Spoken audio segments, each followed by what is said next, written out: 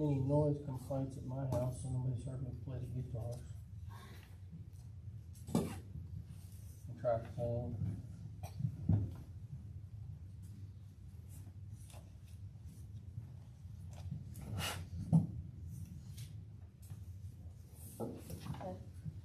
When we start the first meeting, we really just got one, just the planning and zoning sheet.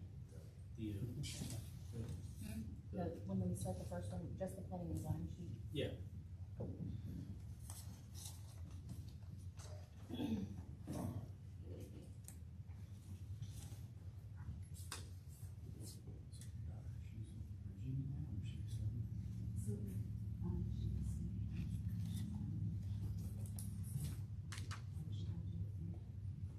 Okay.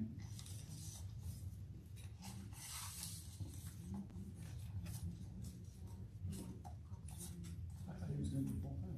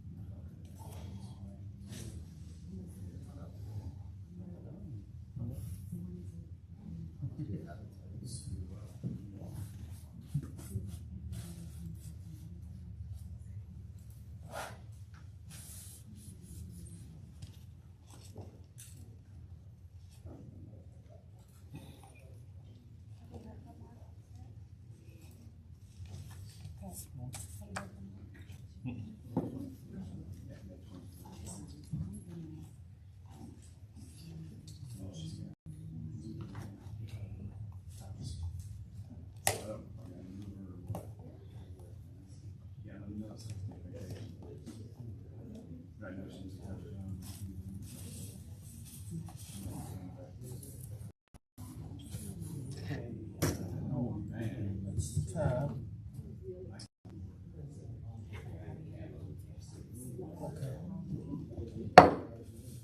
Ladies and gentlemen, it's 6:01. We'll go ahead and start the meeting. Do we have application? Please rise. Let us pray. Holy Father, we come to you tonight and ask for your guidance and your wisdom as we conduct the business of the city. We want to remember your Son, who this week we will remember his sacrifice that he gave for us as we approach Easter through this Holy Week. We pray for all those that are ill or injured, and we ask your protection for our group here, for our community, for our state and our country, and we pray for those across the world that are in danger or in a time of war. Through your Son's name we pray. Amen. Amen. And pledge of allegiance. Pledge allegiance to the flag of the United States of America and to the republic for which it stands, one nation, under God, indivisible, with liberty and justice for all. On our Texas flag, I pledge allegiance to thee, Texas, one state, under God, one and indivisible. Okay, everybody can be seated. This opens the Planning and Zoning Commission meeting for tonight. Let the record reflect that we have two council members out tonight, Councilmember Mark Brown and Councilmember Matt Yarborough. Okay.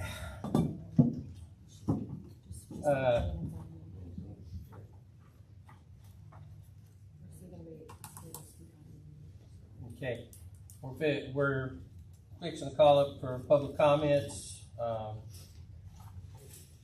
Make sure if we have anyone that wants to speak on the agenda for the Planning and Zoning Commission meetings. There's two sheets up there. One's for the regular council meeting and one's for the Planning and Zoning Commission meeting.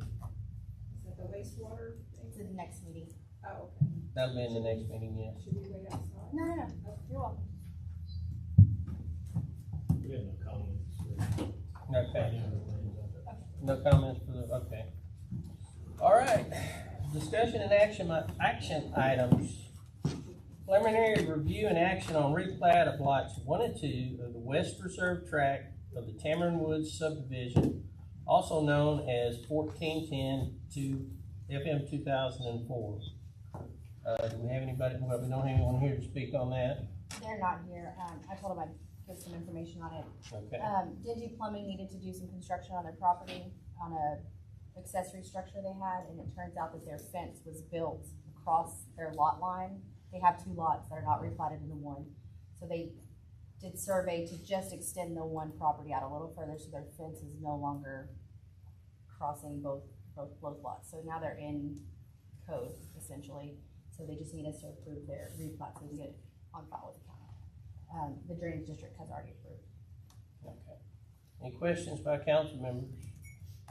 Did we have anyone have any concerns for any of the neighbors? I know, okay. Oh, no, they did it, and plan reviews, PDG's reviewed it, and it's not changing the lot any, it's just moving the property line over, so nothing's changing on their lot.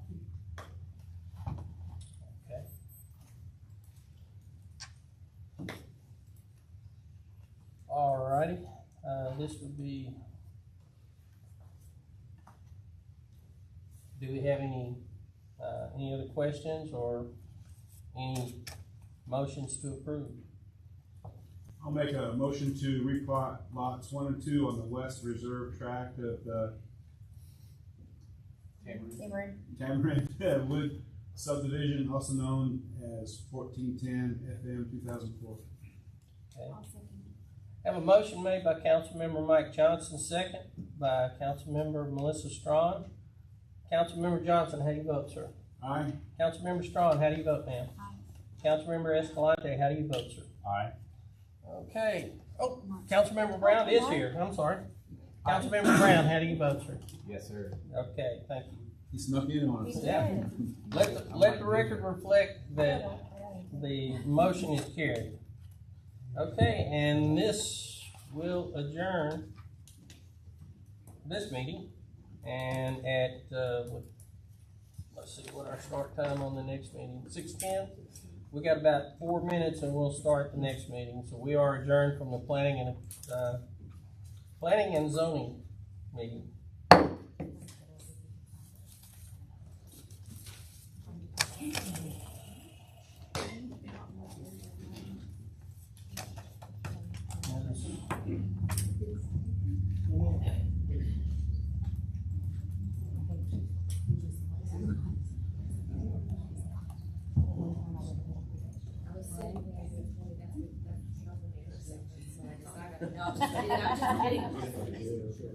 It wasn't because of her, you, it's because of me.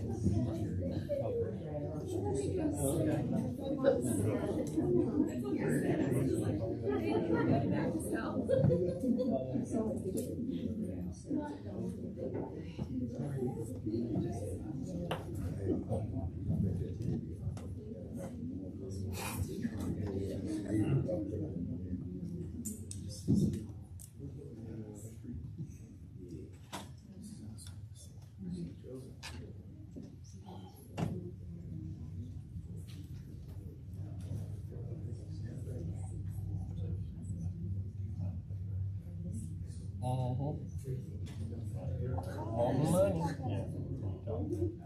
Want the money. His mama didn't raise it. Let's see what been itching that storm zone a little closer to us all day long. Keep it away. Well, we're still under, like I have these pictures up. We should be under, the threat level on it, but it's easy right now.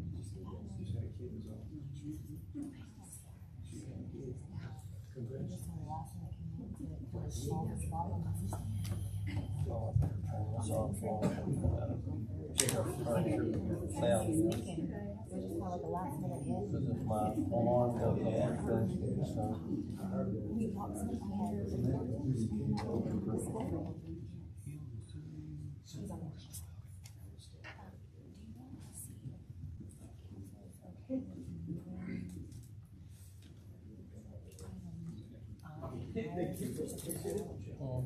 I didn't know. So I think I'll probably get them some copies of the after the sales.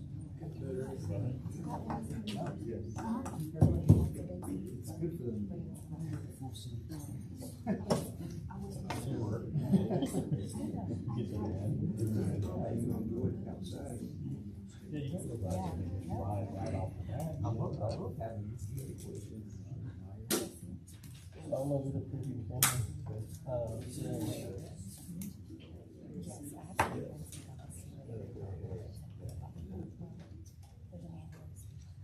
Well, but this one here, house property owner, that will be done.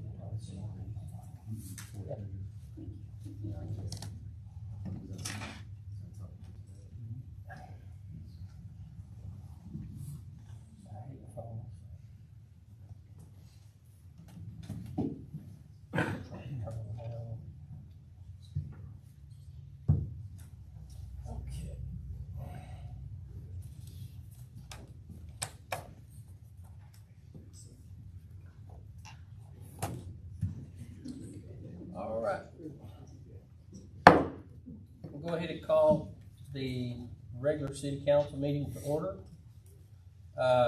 Number one, I'd like to welcome everybody that's here tonight. Thank you for coming out, and thank you for your interest in the city operations and the subjects that you're here to get information on. It's good to have folks that are concerned and to come out and have questions, to ask those questions.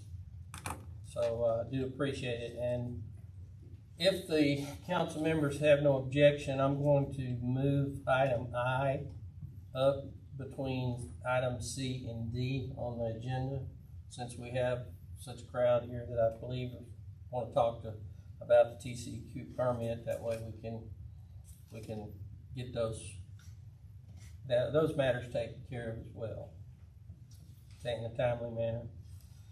Where are you gonna put, Mayor? Between C and D. Okay. All right, roll call of council members. Let the record reflect that all members are here, with the exception of, I missed a public comment. No, I didn't. With the exception of council member Yarborough. And item 3, public comments.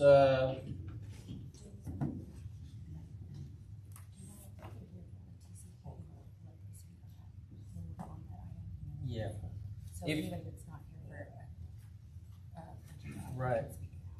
Anyone that's not here for the agenda item on TCQ, we're gonna let everyone that's here to speak on the TCQ, agenda item on the permit. We'll let them speak when it comes up. And anyone that's not here that has comments, if you would like to speak now, please stand up and do so. Looks like everybody's here for the TCQ agenda item. Okay, let's move on to item 4. Consent agenda. Council members, do we have any questions, concerns, changes, or motions to approve? Make a motion to approve consent agenda. Okay, we have a motion made by Councilmember Brown to approve. Do we have a second? Second. Okay, we have a second by Councilmember Escalante. Councilmember Mike Johnson, how do you vote, sir? Aye. Councilmember Melissa Strong, how do you vote, ma'am? Aye. Councilmember Roy Escalante, how do you vote, sir? Aye. Councilmember Mark Brown, how do you vote, sir? Yes. Okay, let the record reflect that the motion carries by all members in attendance. Okay, item 5, discussion and action items. Final review and action on replots of 1 and 2 of the West Reserve Tract of Cameron Woods subdivision known as 1410 FM 200. Make a motion to approve the replat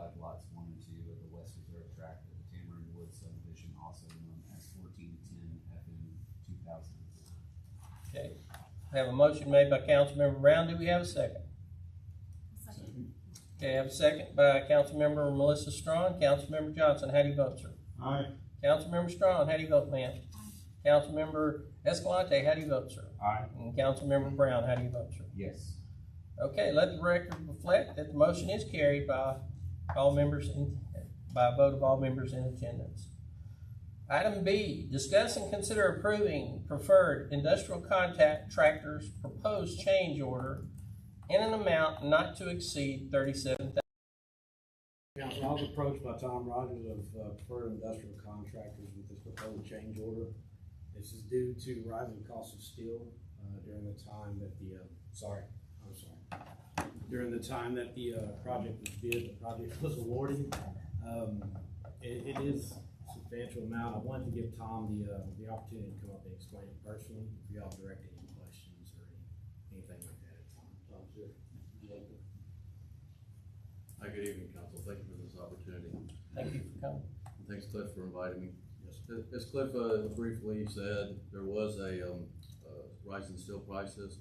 I believe there was an article that might be in your agenda items. I'm not sure if there's not. I have plenty of copies to hand out for you. I did include it, Tom. It should be in the Okay. back. Let me walk you through a brief timeline. I don't want to take up a lot of time for the general public.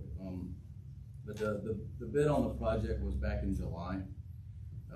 The formality, if you will, is that the project is bid on, and the bid is awarded, and then submittals happen for everything that happens in that project, and that takes a little bit of time. During that time, steel prices were going up.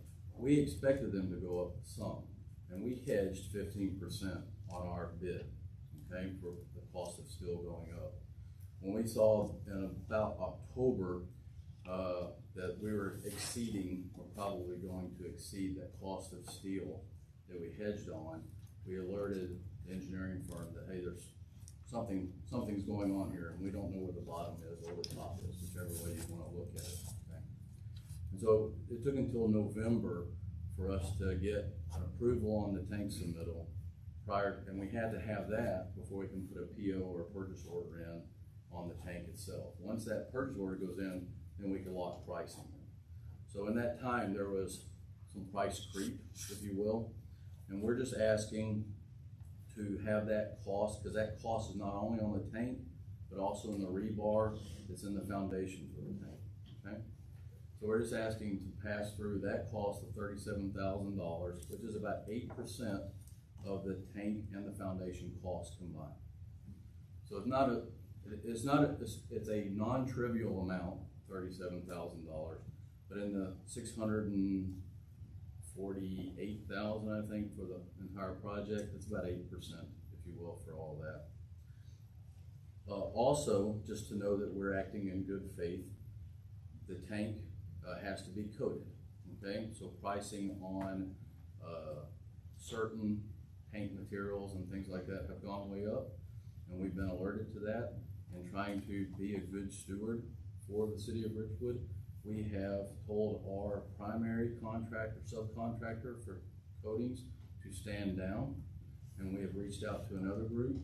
So in light of escalated pricing, we reached out to this other group, and we're able to leverage them for a way to meet the original bid level price, if you will, for the coatings for the tank. So we've been actively engaged in trying to deliver the city of Richwood a value-added project. We would appreciate your kind consideration for this proposed change order. Are there any questions from the council that I may be able to answer? I just had one question. So we all know we're living in uncertain times right now with fluctuations in commodity prices going up and down. And you said you listed it at a 15% variance as a buffer. What is your plan of action and scope if the commodity prices went down 15 to 20%? Do you net that as a gain for you, or do you go back to the city and say, hey, there was a reduction in steel prices at this time? We have done that. We have done that. In fact, on one of our pieces for this project, there was like a $3,000 wasn't needed, if you will, because of the way the terrain is out near the plant. So we enjoyed that benefit from that subcontractor. But because of this being up in the air, well, we're retaining that right now. And this is going on all over the place. I mean, we're being asked for fuel surcharges. Another municipal market segment I'm sure you're familiar with is clearing and grubbing. That's gone crazy as well. So, but yeah. Okay, I'm just seeing if that was part of the scope. I know everybody, we can always go up, but when it goes down, is there a plan of action or implementation? Right. Unfortunately, the going down wasn't a viability in this project. Yeah. But if it were, we would certainly approach you because if you looked at it as delta swing of say probably somewhere now close to 30-something%, that would be a significant savings for the city if that was actually realizable on this project. But thank you, that's a good question. Any other questions? So I'm just trying to get some bid. Yes, it was a firm bid. There is a contract and all that. Yes. Bid. So you didn't have a firm bid from your suppliers? You just went on an estimate? We have quotes going into the bid process, but nothing becomes real until there's a PO. And so that's why I hedged on the price. But usually like a quote's good for 90 days No, or sir, something? on the steel, and I'm sorry to cut you off, but on the steel, in this time frame, sometimes steel prices are only good for 6 hours at times. It's a very volatile market. What our background is really industrial, so we do a lot of piping and fabrication for the chemical plants and refineries. That's our core business. Mm-hmm. And we were seeing spot pricing. If you didn't buy the steel, say pipe that day, you didn't know what the price was. So 6 hours from now, if the price goes up, you're gonna be back asking for more money? No, sir, this is already done. The tank is sitting out in the subdivision. So these are prices you already incurred?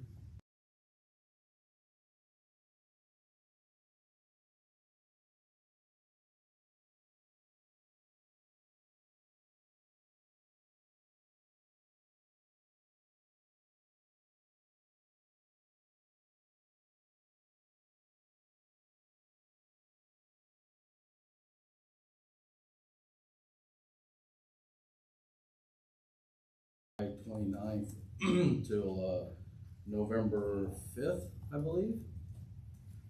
Yeah, November 5th. So steel prices are almost going up at a 60-degree vertical or incline, I should say. If you looked at the pricing, which is very, very volatile. Cliff, you've reviewed all the documentation and receiving, Yes, sir, I have. and you're good with it? I'm good with it. Also covered it with Matt, with legal, Okay, that's what great. our options were. So that was kind of what Mike had just hit up upon is it a firm fixed or a cost plus? And you're saying it was a firm fixed contract. Right, it's correct? firm fixed, but this is, again, so talking to our bond company, these sorts of things get into the force majeure realm. And so I did not, based on this meeting, I was hoping to come away with some collaborative agreement on that. I don't want to go down that path, but I know that I have already talked to our bond company where they're ready to write a letter. We've done that and other things. It's just like going to the gas pump now, right? A year ago, we were paying half what we're paying now. It's happening everywhere. It's just unforeseen. I guess I do have one more question Yes, sir. for Cliff and Trish. Do we have it in the budget? Yes, sir. I have a question for both Trish and Cliff as well. This was the second bid, correct? Yes, sir. Refreshing my memory, the first bid we originally about $100,000 or $80,000 less. But there were some issues with public notice through the fax, and now because of that, we had to go out for a rebid. At that time, commodity prices went up again. So 37,000 plus whatever the original amount was. I just see more cost incurring for the city and for the constituents of paying more and more when we could have had this done or started and implemented a long time ago. but there were some issues with the local newspaper and legally announcing the bids, so we had to go out for rebid. And now we're getting, and I remember talking about this in one of the council meetings and asking, hey, prices are gonna go up again. Do we have a firm fixed price on this? And I remember being told, yeah, they're a major supplier of steel. They've already purchased the steel. It's there. It's not going up. So that's where I have kind of heartburn with it. And I understand. I mean, I'm in the trucking industry. I understand. Fuel, everything's gone up. Price of my boxes was $4,000. Now they're $9,000. I get it. But when, as a city, that we're doing good in our budget and we're watching our dollars and cents, this is a major item of contention. That we've already paid an extra amount for the second bid on this water plant. Now we have, I was under the impression it was a firm fixed and we had steel already purchased and good to go.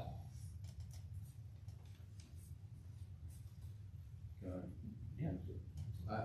I'm absolutely unsure about the steel is locked in, ready to go. I don't know anything about that. I do know that this was the second bid. We were not party on the first bid. So where that steel that you're discussing, where that came from, I don't know about that. I think it might have been understanding from a comment that I had made in the past. I'm assuming. But the situation we're dealing with here is that in the meantime, just through normal administrative protocol, that this commodity market went volatile. And I'm just asking for some support on that. Because if, I'm telling you, we hedge 15%, so our margin, if you will, on the tank is pretty much gone. So we're looking at getting out of this project close to neutral at this point. I would appreciate to see, I'm mindful that you have a good budget, good budgetary oversight, as we do as well. These are just things that, unfortunately, they happen, and I'm just asking that we can collaborate on it. Any further questions? I've got a couple. Okay. Does anybody else have anything? Just so that I can understand this is, you're saying that there was two different purchases, one for the rebar and one for the steel for the tank, is that correct? Yes. Okay, and so as the project is issued separate POs, or it's all one PO? Restate that question to me one more time. Is the so I project understand. broken out into stages, so you have multiple POs that are issued? For us, it is. Okay, For us, great, it is. so the rebar would have been the initial project, right? That would have kicked you off, right? So you would have had that cost at that time for the rebar. We actually did it backwards. We did the tank first. Okay, And then we found out when we did the foundation that the rebar and the foundation was escalated as well. okay, I guess for me, I'm just trying to understand the project, right? Is you knew what it was, right? You knew what you were trying to get into, you gave us a firm bid. And now you're saying that you waited to do it, and now we have to incur extra costs. No, that's, I think I understand what you're saying. That's not entirely accurate. We didn't wait to do it. We had to wait. It's not something, well, we could have pulled the trigger, that week, back in July. That would have been optimal. But there is a give and take, if you will, between the third party, between, the city of Richwood and Preferred Industrial, which is Strand Engineering. And so they're looking out for your best interest as well. So a vehicle or an artifact, our design for the tank, they've got to check over everything, approve it, and send it back to us, right? And that takes an amount of time. I didn't really think too much about it because on the price, right? We knew that.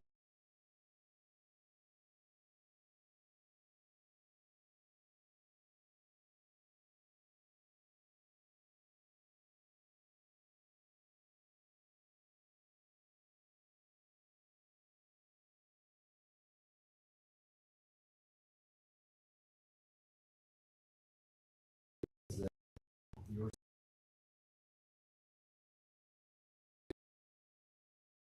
Time.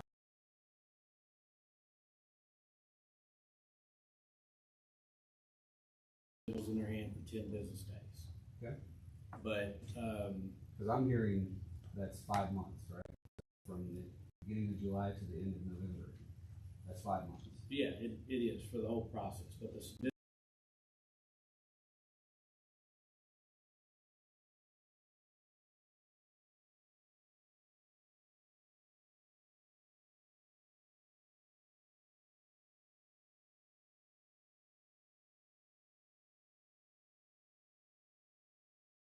we had the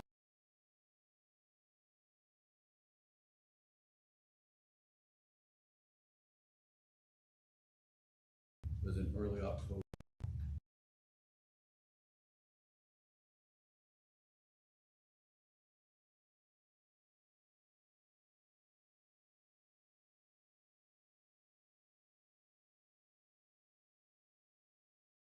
I've had knowledge about 4 to 6 weeks, I guess.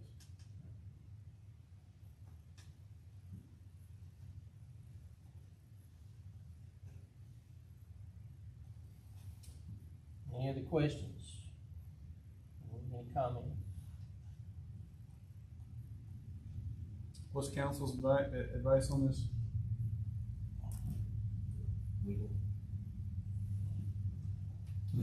Talk about what the discussion with Matt.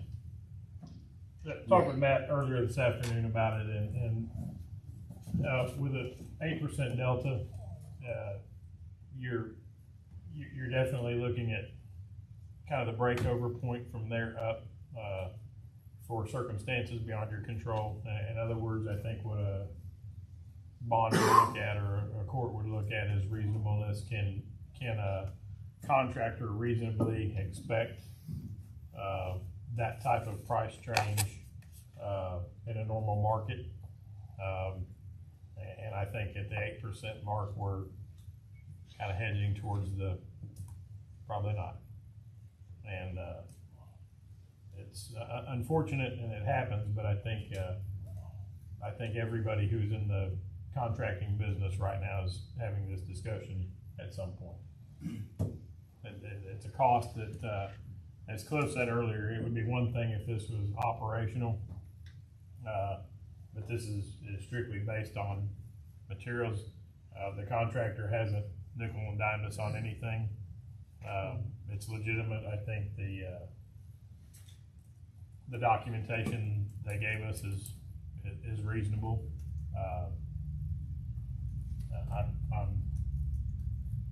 It's an unfortunate part of living in the here and now, but it is what it is. I'd like to add that, yeah, courts do generally take into consideration reasonableness and fluctuations in the market. However, there's a separate category that deals with volatile or unforeseen circumstances that this probably would be fair up with that.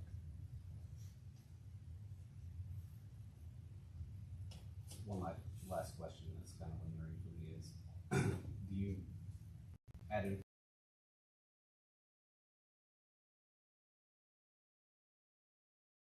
Somewhere in there, that, but no, the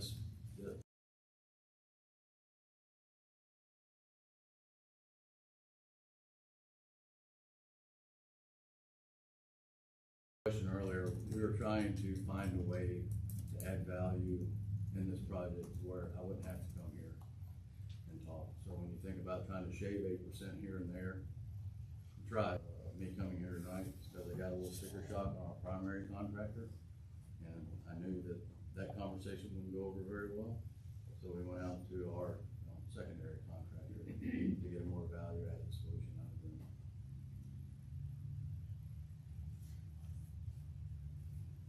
Okay. I'd like to make a motion to approve preferred industrial contractors proposed change order in an amount not to exceed $37,000. Okay, let the record reflect, Councilmember Mike Johnson made the motion. Do we have a second?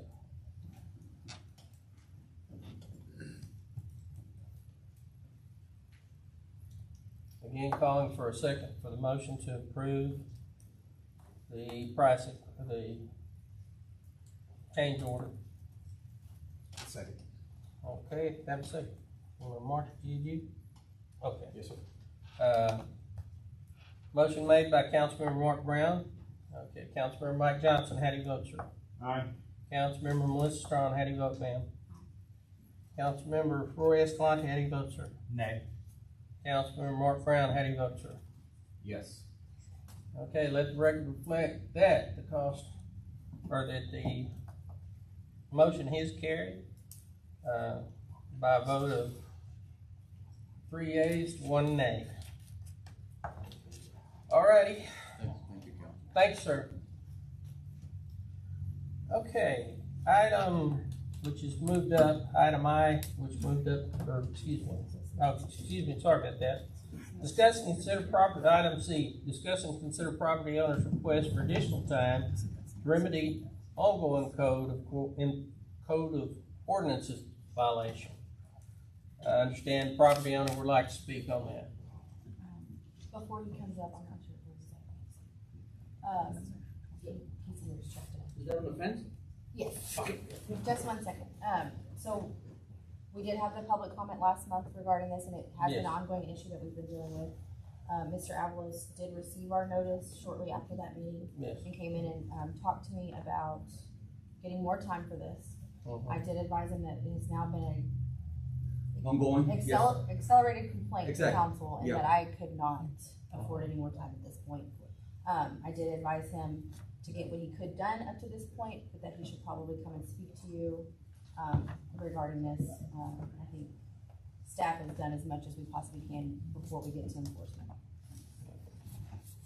Mr. Rob, Yes, sir. And the good news on my side, we're about 80% done.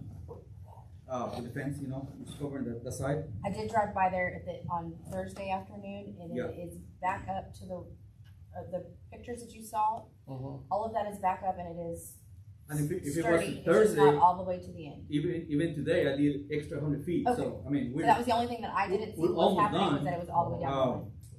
So now, I'm just waiting for, extra piece of material. But, the reason I was coming over here, I was just looking at, it's a commercial property, but the people that live behind me or next to us, it's also a commercial property.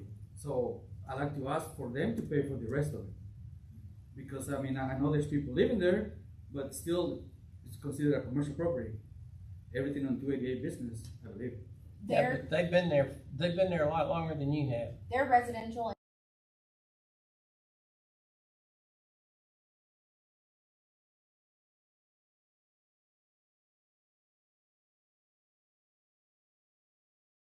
They're still allowed to occupy it as a Now, residence. part of my question is trying to figure out, we're doing what we can, right? Yeah, it's not their responsibility, It's it's yours. But I believe that somebody's making money off of their property, Well, they're rentals, but it's within code. It's Okay. within code. but it's still rental, right? It's And residential. So commercial property, They're not It's commercial, it's residential. residential. but it's real estate. It's It's residential. It's Residential. Okay. residential. Well, that's perfect, okay, that's what I need to know. And we're almost done, I have about 20% left, or what I was gonna do. At the very end, there is a couple more trailers. They're, friends of my dad, and they told us they didn't want to finish the fence all the way because they needed space to turn around. And that's where we stopped. I just wanna make sure we're gonna be okay with that, or should I just, The fence has to go all the way down your property line. That's good in your property.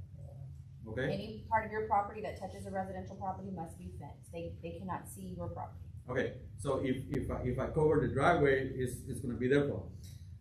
Even though it was a request for them, they have to come over here and talk to you guys to kind of like work it around. I'm just saying that, it's eight trailers living along the fence, and the last two, there's a tree in between them. So they really don't use my property, but they kind of like go around it, just to make sure they're not gonna hit the tree. And that's what they asked, because they said like they don't have no problem with not having a fence there. So, that's what I was gonna stop, but, I'm gonna say about 200 feet before the end of the property, because that's where they're facing my property. Is there any more activity past, or No, in no, that no. 200 feet? Not at all. So you're gonna go all the way back to the other, you're gonna To go all the way? where, to the last trailer where we had, where they have enough space for them to go around and drive around. and I already had the post up, I'm just waiting for that, fence material. And I got finished there, but, they're, just, my dad has been living there for 25 years, so they know each other, and they just kind of requested, hey, you don't have to worry about us.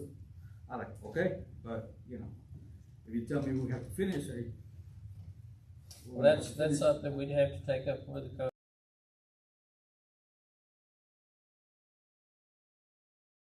Finish tomorrow.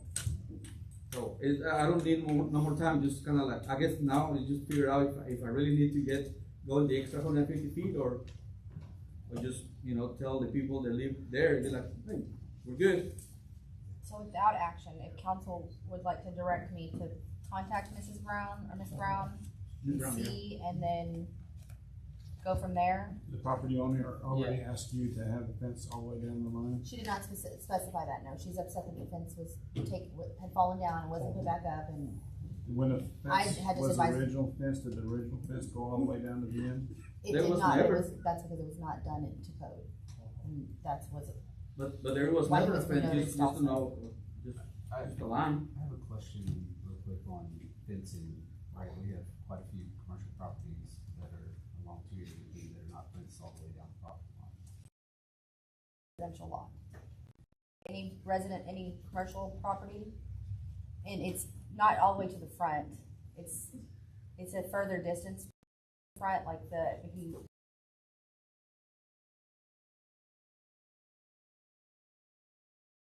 It doesn't apply to the front of the property. Right, but if there's not commercial at the back of the property, you still have to fence it? It's not specific to that, it just says it has to, anywhere that the That's- commercial property touches a residential property, Or is it that the activities occur? no, it doesn't specify the activity, it's just the residential, It just seems. residents should not be able to have to look at a commercial activity. Yeah, That's- it It's just a gray seems area. It's kind of not burdensome, specific, right? but It's it's, very burdensome for the property owner if they are not performing activities at the back of their property to incur more expenses, right? A couple of questions I have is, you got the first notice, is that 2 years ago? Yes, sir. Yes, sir. It was actually maybe a month or so longer than 2 years, but that's, between the pandemic when it started. Yes, sir. And man, I think the first time we came, me and my dad, is like, man, there's no work. We couldn't work, and you guys gave us 6 months, and then no notice, and then we got another notice, and we got a little bit more time, but that we just couldn't afford it at the time, and I got granted more time. Yeah, I guess where I'm struggling is, The time. you've had plenty of time to order. No, I the supplies, understand. right? I understand, but if you're trying to make a living, making a fence is not really my priority, or it wasn't our priority. Not because you didn't want to, but you just couldn't afford it. Well, I mean, whenever you're out of ordinance, right, and the city's sending you notice, it kind of has to be a priority, right?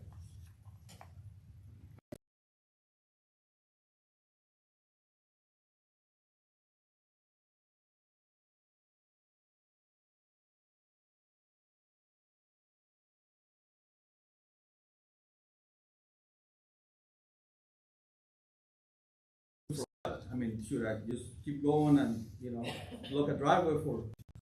the meeting, or this could be given extra time to contact the property owner, or, we have no time till the end of the week to get. Well, even if we contact the property owner and the ordinance. We'd have to bring it back for a variance allowance Yeah. at this point, right? But that wouldn't preclude you from going ahead and finishing the part of the fence that you have the equipment for. Yeah, they already, it's already said, yes, sir. So technically, if you do it tomorrow, Mhm. you don't need a time extension. Not to where I was gonna, where I was gonna stop. Right, but, So so, if someone new moves into that trailer next month Oh. and they want the fence there, is it going to take another 2 years to get that No. fence? That's my concern, is that the. Yeah.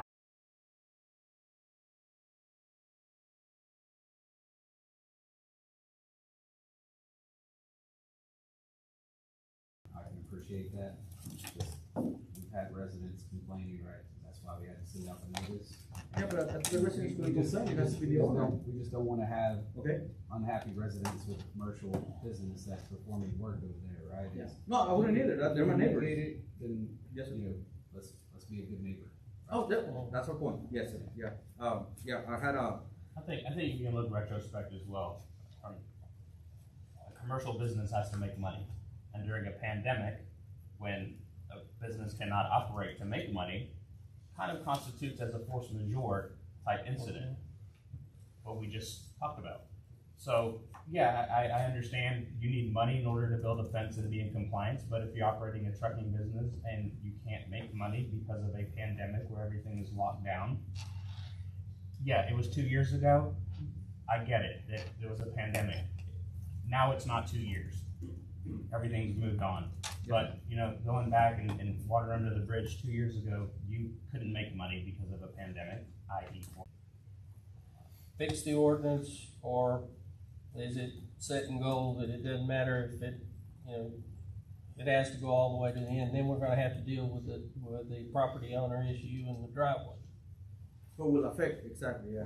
So, I would say or my request, or my thought process is, let's table it for a month with a motion and a vote, and see what we can, let the staff and legal work on the issue while he finishes up the amount of fence that he already has. Okay, I'd like to make a motion to table agenda item C for next month's meeting. Okay, I have a motion made by Councilmember Mark Brown. Do we have a second? I'll second. Okay, I have a motion made by Councilmember Brown, second by Councilmember Roy Escalante. Councilmember Mike Johnson, how do you vote, sir? Aye. Councilmember Melissa Strong, how do you vote, ma'am? Councilmember Roy Escalante, how do you vote, sir? Aye. And Councilmember Mark Brown, how do you vote? Yes. Let the record reflect, motion's carried unanimously to Table. table. okay. It's time to win the name. Have a blessed day, thank you. Thank you. Thank you. Okay, here's item I moved up between, C and D. Discuss and consider possible issues regarding current TCEQ permit requests that may affect the city. We have a number of, Mr. Durham had, requested that I, bring this to council, so I think he prepared a little something to start us off, unless y'all have something you wanted to add before. Cliff, is there anything, any discussion that you have or background on it? Okay, Mr. Durham, please. Thank you, council. Good evening. I'd like to start by introducing myself. I'm Michael Durham. I've been on Bastrop Bio since 1991. This bio has seen quite a bit of changes since then. My wife and I just moved into Richwood from down the bio, and tonight brings a pressing issue to our waterway that some call home. TCEQ is also known as Texas Commission on Environmental Quality, that proposed to induce Bastrop Bio with a wastewater treatment plant disposing up to 250,000 gallons of liquid per day into this bio. To put this in perspective, in 4 days' time, with those numbers, that would be equivalent to a swimming pool that is 267 feet long, 50 feet wide, and 10 foot deep. For those who do not know, Bastrop Bio is one of Texas's estuaries that does not have a direct flow into the Gulf of Mexico. This bio has an excellent mix of brackish and saltwater that has the ability to sustain all types of wildlife. From natural oyster beds to a host of breeding grounds for all types of fish, birds, and other animals, this waterway relies on its natural consistency to strive the way it does. With an influx of nearly 2 million gallons of fresh water weekly, this ecosystem cannot simply flourish the way it does. Talking to some other residents on Bastrop Bio, these are some concerns we share.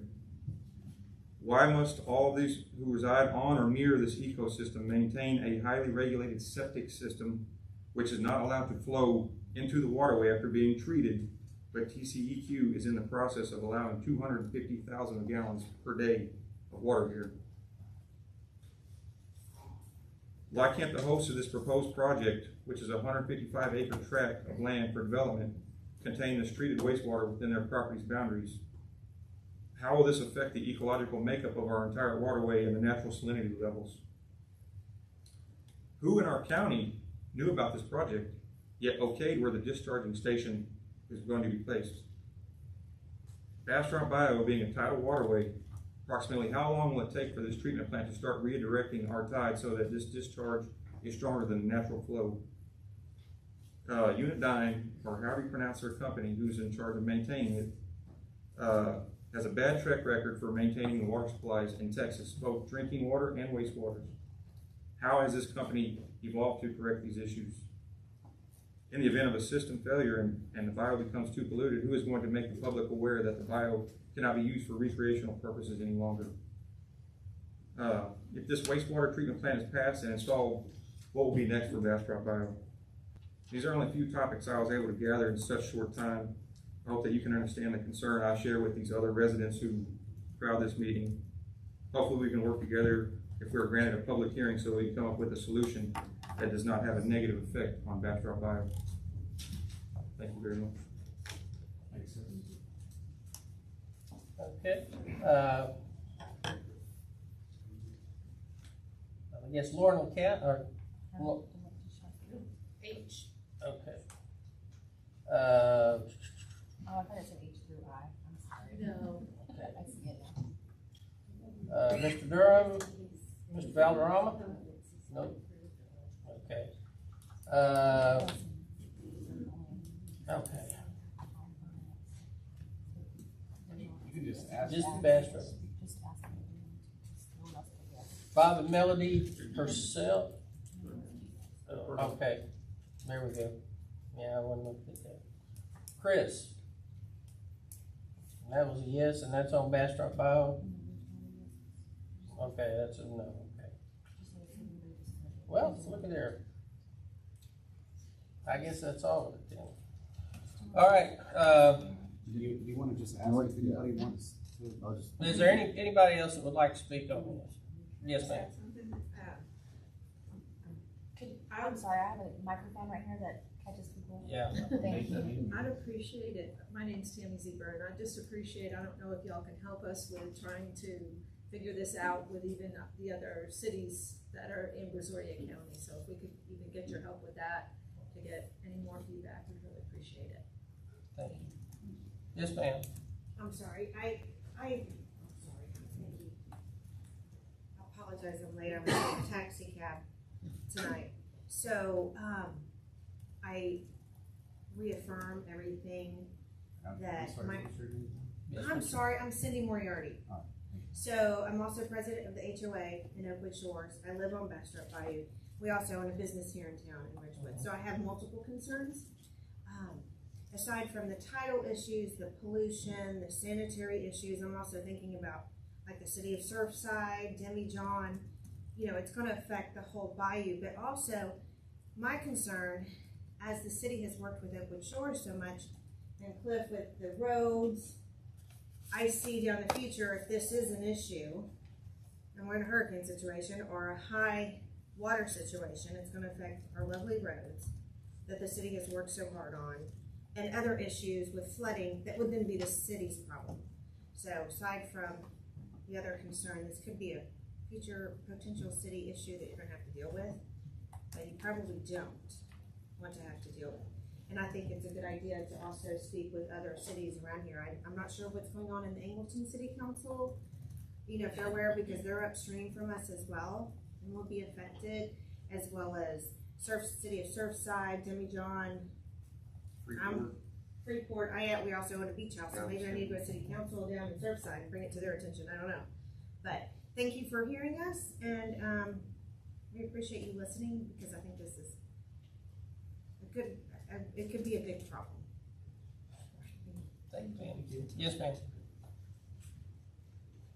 I'm Betsy Dottie. I also live on Bayou, and the couple of other concerns that we have that have not been talked about yet is in the recent few years since Harvey, our properties have started, water levels have come up more often than they used to. I've lived on the Bayou for 16 years, and now after Harvey silted in a lot of Bastrop Bayou already, now when we get even a reasonable rain, it comes over our bulkhead. No, it doesn't come to our house yet, but there are a lot of people that their property is a little lower, and grandfathered. Mine happens to be a beach style house, but it's still an issue. The other problem we have, other than the flooding early, is that we haven't really talked too much about, a lot of us do eat a lot of food out of the bayou. And we're really concerned about crabs, fish, oysters, all of the, and the safety of that. And now that we're coming out of a pandemic, hopefully, are they able to get that out of the wastewater? Because that's how they're testing in Houston to find out what virus they're having in Houston is testing in wastewater. Is that just gonna dump into our bayou that's right in front of our house that we eat food out of? What are we gonna do about that? And we just need help. We don't have the capability to influence the TCEQ, hopefully as much as you guys do. So our big problem just is we just need the help that we can get to help fight this or figure out how they can make it safe. Because we can't find anything yet on what they're gonna do, what kind of testing, how safe it's gonna be. And like I said, the biggest concern is this is wastewater. So it's gonna have viruses in it. What does that do for our families? That'll probably come out at the public hearing, because there will be one for, if it's a permit. I spent a few years in environmental and dealt with water and wastewater. Bastrop Bayou hasn't been dredged since in the 50s or early 60s. And over the years, I know that Jimmy John had to go through some issues with problems with fecal matter. Well, it's actually coming all the way down, but Bastrop over the years have historically had a problem with low flow and high fecal material. And they still continue to look at it. I monitor what's going on with TCQ a lot, but they haven't put it on as high priority as some other areas up north of us. But you're correct. It is additional water load, and myself, I'm like you. I would like to see what kind of treatment they're gonna have, and what their parameters gonna be. In one respect, and again, I'm just kind of thinking here. In one respect, if they have a clear treatment system that literally is going to take care, and their permit is strict for that type of bio and for that type of waterway, then you may be getting some fresh water down that you didn't have. But again, it's hard to find that out. But I appreciate that. I just wanted to throw that in there. That believe me, I watch that. I used to fish out there as well, and I still do at times when I get a chance to fish. But that'll be the one place is be prepared. Check with TCQ. They have some areas or on their website where you can find the pending action and public hearings on that, and send letters, send representatives. I can tell you that TCQ probably doesn't have anything, won't be able to help you with the drainage or the dredging part of it. That should be the Harbor Navigation District or Port Freeport's responsibility. But I've done a little research on that as well. But at any rate, I thought I would throw that in here. But yeah, and our other question is with that volume of water that high up on the watershed for the bayou, why isn't the Corps of Engineers involved? Because that's going to cause a lot of erosion and scour that, and also change the brackishness. Would you say 250,000 per day? Per day. Per day is Of liquid. Yeah, and that's a lot. I've worked with several millions gallons a day going out, but one thing with it, again, that's when you look at a large volume of water, that's in a daytime period, we drink that much in the city. So it is an amount, but again, I'm interested in seeing, what they're going to have too, because that is a very delicate biomass out there. And so. Okay, thank you. Yes, sir. My name is Jim Wells. I live on the bayou. Yes, sir. And I used to run a wastewater plant for the state of Texas. Okay. And we lost it almost every year, which means we were dumping raw sewage into the Bastrop and Oyster Creek. So if you're gonna tell me that they're hiring a private company, I had all the resources in the state of Texas. When I ran the wastewater plant right there at the Wayne Scott Prison Unit, I worked there for almost 30 years. I was a maintenance supervisor. If you're gonna tell me they're gonna hire a private individual to run a wastewater plant and you're gonna have the backing from the state of Texas that I had, and I still lost it and dumped raw sewage and had to notify TCEQ and everybody else what was going on, I don't believe it. Because if it floods, it's going into the bayou. Because every time we had a hurricane, we flooded. I knew where it was going. TCEQ told me, going straight down Bastrop Bayou. After I retired, I moved there. So now it's a little bit more of a higher priority than it was. I mean, I could only do what the state of Texas allowed me to do when I was running a wastewater plant. But now I eat. All these people here, these are all my friends and my neighbors. And I don't want to do that. I don't want that to happen to them. I understand. And not only us, but there's a lot of people out there that don't know what's fixing to happen. It's going to change the whole ecology of this bayou to start dumping that much amount of water into it. And I mean, we just need to try to get some help, because I've sent letters to TCEQ and have not got a response other than thank you. I mean, that's all I've got. I sent them a letter and they said thank you. That's where the public hearings come in, and you get people there like you have them tonight. And believe me, I drove to Waco for a couple, and on the Brazos, when BRA was trying to get all of the river water rights, and there was a room full of people there that put a stop to it. They still can't get that permit. So that's where public input at these hearings comes in. You get a group of citizens like yourself that's on got a common goal, and that are affected by it. Sure.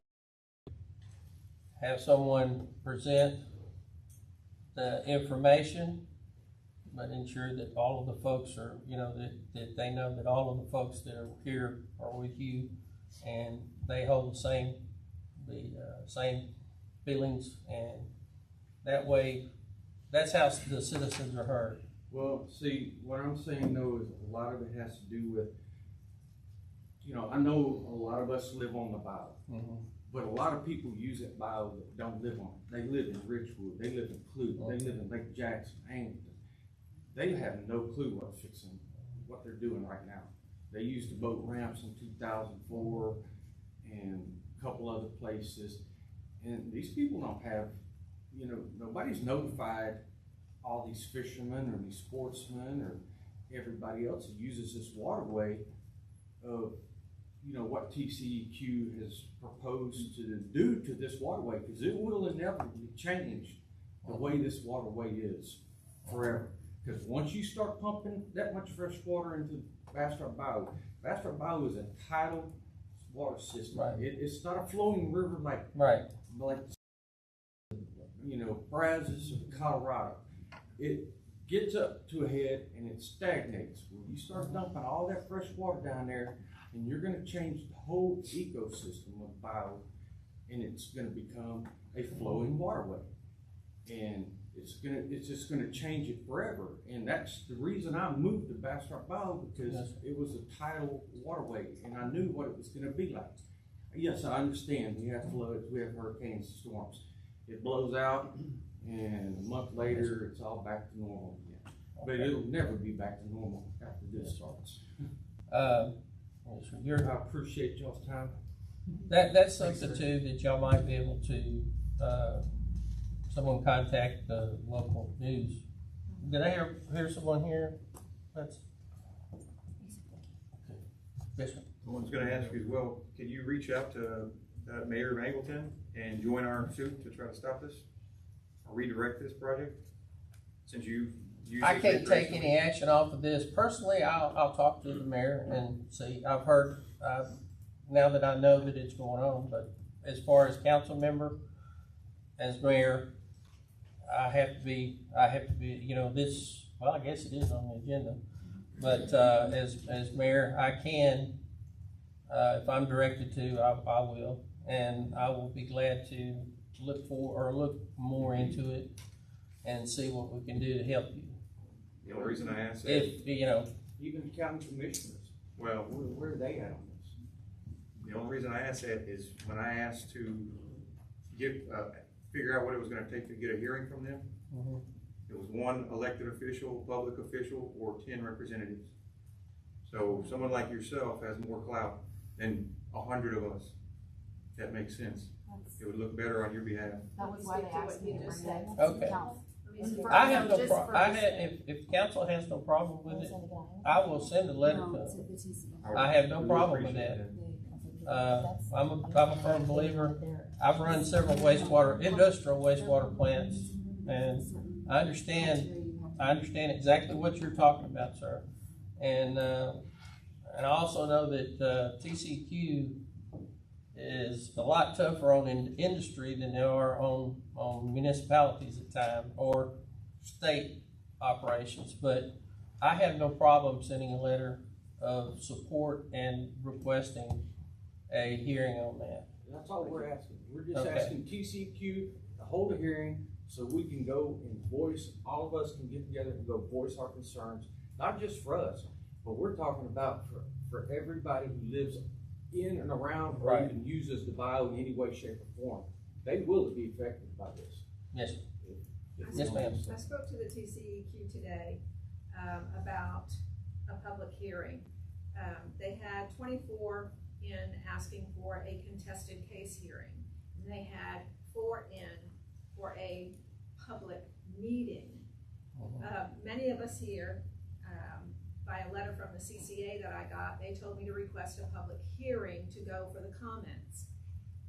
When I called TCEQ, I said, well, can you fix that? Nobody ever mentioned, I'm sure, a contested case hearing. Right. Well, no, they cannot do that. They won't do it. And what has to happen, and I'm glad everybody's here, if you can go back in to the comments, and in those comments, just put in, you gotta fill it all out again, but if you can just put in there that you're requesting a public meeting on this permit.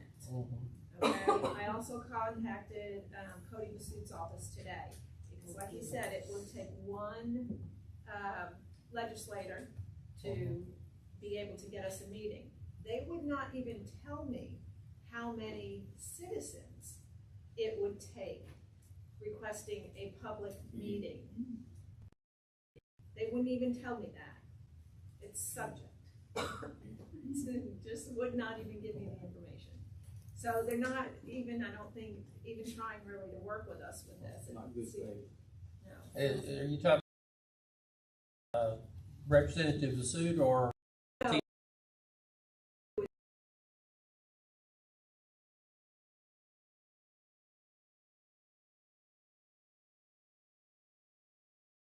Could we have a little Absolutely, conversation? yeah. before I No, don't mean to you're cut you fine. off. I see this as a two-part issue.